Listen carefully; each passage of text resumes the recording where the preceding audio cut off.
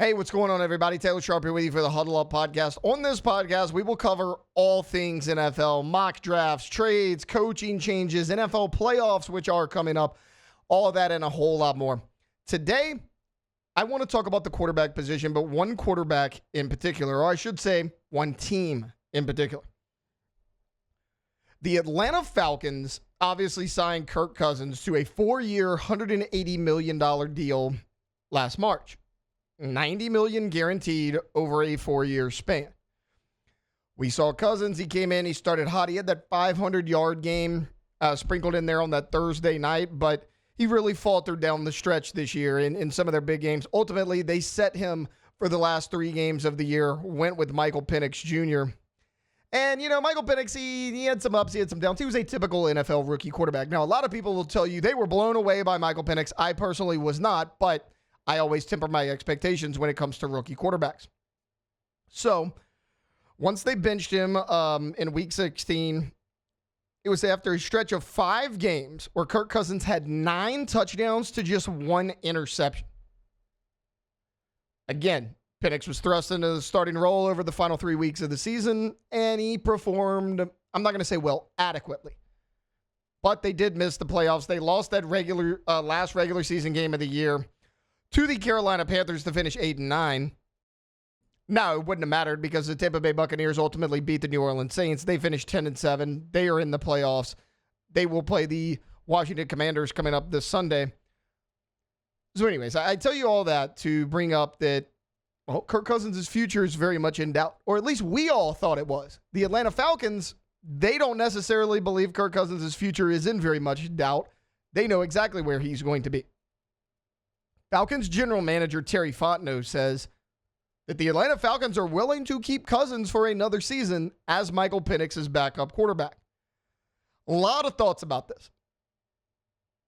I get it. Kirk is, by all accounts, a great locker room guy. You do want to help him mentor Michael Penix Jr. He would by far be the best backup quarterback in the NFL. You would have that insurance policy in case, once again, Michael Penix Jr. does struggle.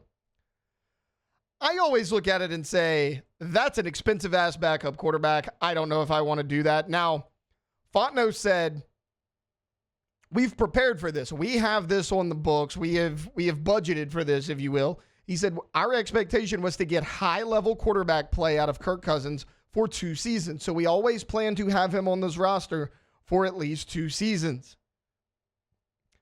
He said, they're 8th in the league in terms of cap allocation. They're okay there. They have the ability to sign free agents. And that's my biggest concern, right? Because you finish 8-9. The Tampa Bay Buccaneers, who are your biggest rival right now in that division, have won that division 4 years in a row, back-to-back years with Baker Mayfield as their starting quarterback. And I don't give a damn if you have Michael Penix Jr., if you have Kirk Cousins. Baker Mayfield, far and away, the best quarterback in the NFC South right now. If you think that you have the cap space to get the players to compete, because, look, it's not just a quarterback position. I thought they struggled at receiver once again outside of Drake London. Kyle Pitts has been hit and miss, and they need some help on the defensive line as well. They were better than they were in 2023. I don't think they were Super Bowl run ready as far as the defensive side of the football. So it's going to take more than just getting that quarterback situation figured out. I would have initially said you have to cut Kirk Cousins. I know you're going to take a big cap hit either way, but you got to free up as much cap space as you possibly can. However, if you go listen to what Fontenot said, he said, look, we're 8th in the league in terms of cap allocation. We planned on Kirk being the starting quarterback, but we're very comfortable with him moving forward as the backup. I think I might actually be okay with this. Okay, so if the Falcons release Kirk Cousins before the start of the 2025 league year, which is coming up in March 12th, they would get a hit of $65 million in dead money. That's if you release him before March 12th. That's coming from his fully guaranteed base salary of $27.5 million and the $37.5 million remaining in his guaranteed money.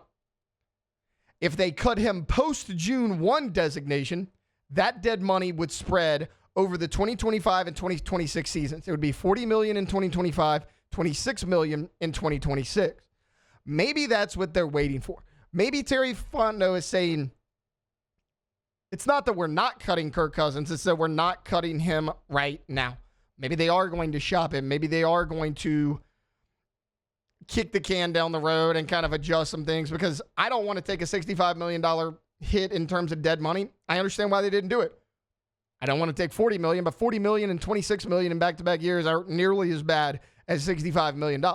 Because look, I mentioned it. The Tampa Bay Buccaneers, yes, they've won this division 4 years in a row. Baker Mayfield has led this team to the playoffs back-to-back years. I'm not going to sit here like any of you should and act like the Tampa Bay Buccaneers are some juggernaut football team that cannot be messed with. That's still one of the weakest divisions in football. The NFC South. We've talked about it. It's been that way for a number of years. The Saints, they're looking for a new head coach. Their roster is getting older and older. The Carolina Panthers are a mess. I get it. Bryce Young has looked solid the last half of the season. Everyone's going to say, oh, well, Bryce Young looks so great. No.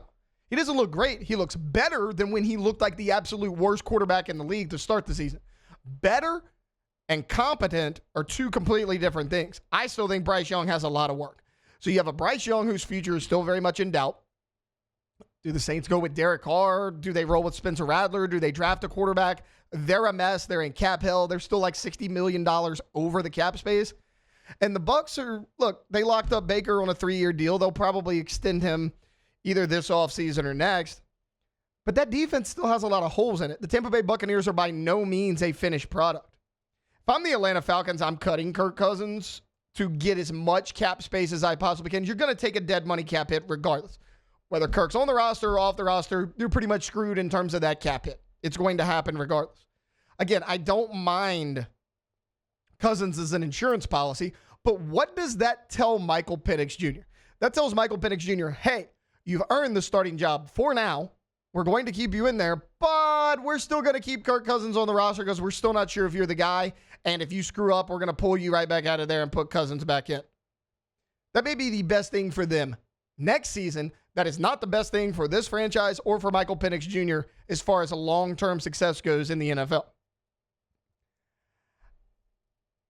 I don't see how you can keep Kirk. I understand the thinking. I don't see how you can do it. Kirk's not going to want to stay on as a backup. I doubt Michael Penix Jr. wants him there as a backup. And he's a huge cap hit for a guy that's not going to play a ton. Again, the cap hit's going to be there regardless. You still have to pay part of his contract regardless. You can either try to trade him and get some sort of assets back for him, or cut him and limit the damage that it does to your cap space. I'm cutting Kirk Cousins. Unless you're not truly sold on Michael Penix Jr. If they're not, well, that's a different issue altogether. You screwed up giving Kirk this $180 million deal, this $90 million guaranteed. Don't screw up the development of Michael Penix Jr. in the process because you're too scared to admit your mistake and let go of Kirk Cousins permanently. I think they have to move on from him. I think this is a no-brainer in my opinion.